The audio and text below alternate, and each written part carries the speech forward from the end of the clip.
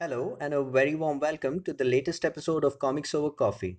Over the past few episodes, I've interviewed some of the most talented creators, and together we've explored different distribution models that would help other creators understand the Indian indie market. One of the lesser explored aspects of creating a comic book is that most of the indie creators, myself included, fund our own projects. What do? We dip into our savings and fund for printing and promotion. There are a selected few creators, however, who have taken the road less treaded of getting their projects funded through crowdfunding campaigns. Bangalore-based designer Manek D'Silva is one such creator who has successfully crowdfunded his debut book, Bonabyl. Join us as we explore this unique method while Manek talks about his early influences and his journey. A fair warning, this is a two-part video and part two will be uploaded soon. Welcome, Manik. Hi, And Rahil. congratulations on your latest book, Bonabyl, which is 100% funded. Thank you so much. Yes. So tell me about Bonabyl. How did you come up with this idea? So I was in uh, art college at the time, and I was drawing monsters because I've always drawn monsters, and I failed a bunch of art classes in school because I was only drawing like bloody monsters. Um, and along the way, because I've watched so many cartoons and films and things like that, I started drawing monsters, the same monster here and there, and I thought of little creatures that fought the monsters and things like that. And it's just sort of that vague idea. Um, Once I started studying writing and like actually thinking about a script, that sort of fitted well into this new idea that I had about like uh, uh, this blind boy going to a school where there's a bunch of monsters that he finds, right? And it's a little bit about fear and a little bit about his friendship with another student in the school. So this started off as a web comic. Yes. And what made you decide to actually go ahead with printing this book out and also of crowdfunding? I think one of the first Indian artists or Indian creators who Yeah. went ahead with an Indiegogo self-publisher. Okay, so there are a bunch of questions, but A what's lot the of difference? questions, yeah. Well, let's start with the reason for transitioning from web to print, right? So uh, I do like publishing uh, this comic online because I think it's nice to uh, have something for free that anyone can sort of look at, right? Um, and it really takes pressure off you when you're making something week to week. You don't think of it as this huge, like, unsurmountable task because, like, otherwise, like 100-page book or something is just like, where do you even like have that kind of time to do 100-page full color book? But if you're just thinking of it one page at a time, as webcomics are, then you've got your script ready and you're just like chipping away at it. So even though it was out for free, it benefited me in a lot of ways. Okay. Right? But the intention was always to print. I did want Bonabyl to be a well-produced book, right? And so, but India is a difficult market in the sense that not a lot of comic books are priced high.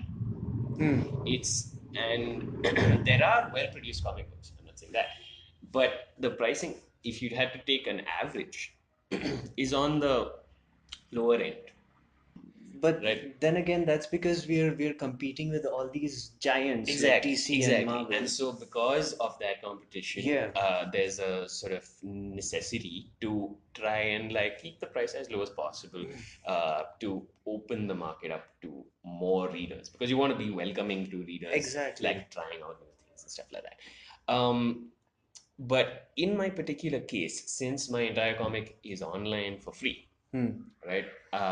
It's always there. It will always be there, hopefully. Um, I wanted to, when doing the print version, make something that was more premium, right? Um, and now Indiegogo was a so once I made that decision, I had to choose between like printing a bunch of books and then like figuring out how to sell them, Amazon and Comic Con and all the maybe conventions, things like that, or I mean, still doing that, but first doing a campaign to um, get people involved in the process first. And it just seemed like a smart choice on many levels because um, suppose I had printed the comic with my own money, then I'm like trying to regain that money by going to all these places and selling the comic. But at the same time, I also can't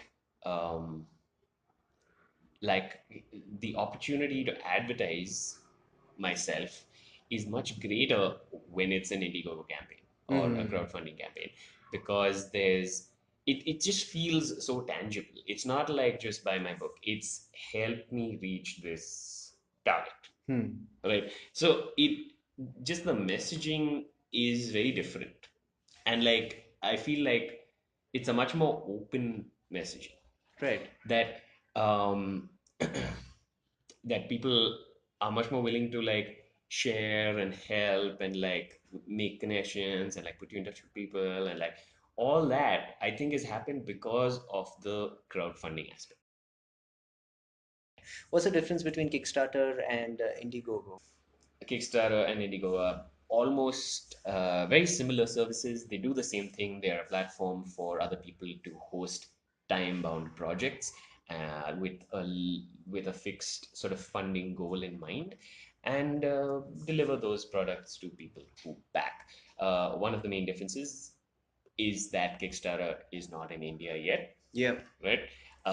So you have to be either an American organization or run the campaign through someone else, which is also they don't encourage it. So it's a real hassle to do a Kickstarter in India.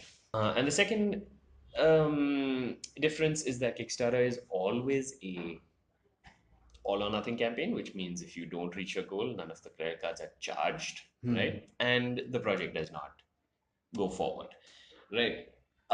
Which in some cases you need, right? Like suppose you're building like this drone and your manufacturer is like, no, if you don't order 10,000, I'm not making it at all, right? Then if you don't reach your goal, you can't do it. You can't do the project, right? Whereas in this case, I can print one less book. I can print two less books, right? And so I kept the Indiegogo allows for flexible funding, which means even if you don't reach your goal, you can still fulfill the orders that have happened.